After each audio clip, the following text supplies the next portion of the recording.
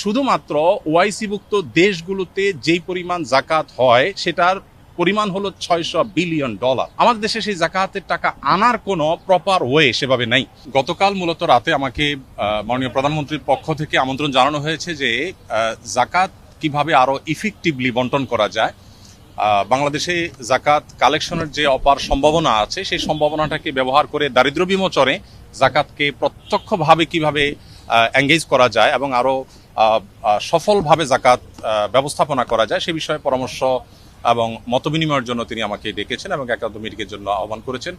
তো আমরা যেহেতু আপনারা জানেন আসুন্না ফাউন্ডেশনের মাধ্যমে আমরা জাকাত নিয়ে কাজ করে থাকি বিগত 6-7 বছর যাবত, এবং শুধু গত 1 বছরের হিসেব অনুযায়ী আমাদের মাত্র 13 কোটি টাকা খরচ করে আমরা 2100 বেকার তরুণ তরুণীকে আমরা পৃথকভাবে স্কিল ডেভেলপমেন্টমূলক প্রশিক্ষণ দিয়ে তাদেরকে আমরা কর্মসংস্থানের ব্যবস্থা করে দিয়েছি।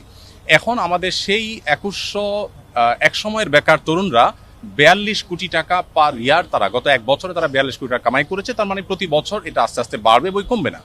তো এই যে জাকাতের অর্থে স্কিল ডেভেলপ করে বা স্বাবলম্বী করে স্থায়ী দারিদ্র্য বিমোচনের পথে নিয়ে যাওয়ার ক্ষেত্রে আমাদের আসুন্না ফাউন্ডেশনের কিছু অভিজ্ঞতার জায়গা আছে। সেই জায়গা থেকে আমরা কিছু পরামর্শ, কিছু মত আমরা দেওয়ার চেষ্টা করছি মাননীয় প্রধানমন্ত্রীকে, এবং সেই মতগুলো তিনি শুনে তিনি খুবই খুশি হলেন এবং তিনি আমাদেরকে মাননীয় মন্ত্রী ধর্মমন্ত্রী মহোদয়কে এবং অন্যদেরকে সংশ্লিষ্টদেরকে নির্দেশ দিয়েছেন যে যেন জাকাত নিয়ে সরকারের জায়গা থেকে আরো ইফেক্টিভলি কিভাবে জাকাত বন্টনকে আরো সুশৃঙ্খলভাবে করা যায় এবং আরো ইফেক্টিভলি করা যায় সেই সম্ভাবনাগুলোকে খুঁজে বের করার জন্য তিনি নির্দেশ দিয়েছেন। তো এখানে মন্ত্রী মহোদয় তাদের জায়গা থেকে তারা কাজ করবেন ইনশাআল্লাহ, এবং একটা কমিটি প্রস্তাবনা করেছেন। তিনি সেখানে আমাকেও থাকার জন্য নির্দেশ দিয়েছেন, অনুরোধ করেছেন। আমি ওনাকে বিনয়ের সাথে যদিও বলেছি যে এখানে বেতুল খতিব আছেন, আরো অনেকে আছেন, তারপরেও তার একান্ত অনুরোধে ইনশাআল্লাহ আমি হয়তো থাকার চেষ্টা করব। দিন শেষে মূলত আমি আমার জায়গা থেকে যে প্রস্তাবনাটা দিয়েছি সেটা হলো যে এখন যেভাবে মানুষ যার যার মতো জাকাত দিচ্ছে এটা তো আছেই, এর পাশাপাশি চ্যারিটি প্রতিষ্ঠানগুলো যারা জাকাত কালেক্ট করছে তাদেরকে যদি একটা রেগুলেটরি জায়গা থেকে গভর্নমেন্ট যদি কিছু পলিসি করে দেয় এবং কে কতটা ইফেক্টিভলি কাজ করছে এটা একটা কম্পিটিশন যদি তৈরি করে দেয়, শুধুমাত্র ওআইসিভুক্ত দেশগুলোতে যেই পরিমাণ জাকাত হয় সেটার পরিমাণ হলো $600 বিলিয়ন, 45 লক্ষ কোটি টাকা পার ইয়ার শুধুমাত্র ওআইসিভুক্ত দেশগুলোতে জাকাত হয়। আমাদের দেশে সেই জাকাতের টাকা আনার কোনো প্রপার ওয়ে সেভাবে নাই।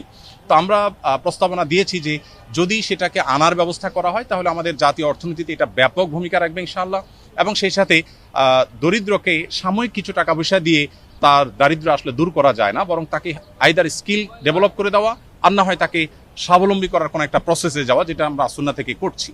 তো এই কমিটিতে কয়জন থাকবে এটা এখনো পুরোপুরি চূড়ান্ত হয় না। 5-7 জনের একটা কমিটি হবে। সভাপতি মাননীয় মন্ত্রী ধর্মমন্ত্রী মহোদয়, তার সভাপতিত্বে কমিটি হবে, এবং বেতুল কারমুল খতিব মহোদয়কে প্রস্তাবনা পাঠানোর জন্য মাননীয় প্রধানমন্ত্রী বলেছেন তিনি থাকবেন।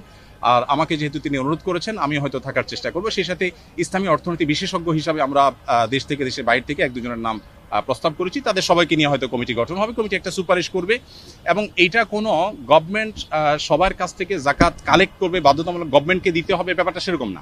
আমার প্রস্তাবনা ছিল যে জাকাত বিভিন্ন অর্গানাইজেশন নিচ্ছে, প্রতিষ্ঠান নিচ্ছে, শুধু রেগুলেটরি জায়গা থেকে গভর্নমেন্ট কাজ করবে, যেটা প্রপার ইউটিলাইজ হচ্ছে কিনা এবং যেন যথাযথ ব্যবহার এবং কম্পিটিশন হয় আরো ইফেক্টিভলি যেন ইউজ হয় সেই জায়গা থেকে গভর্নমেন্ট কাজ করবে।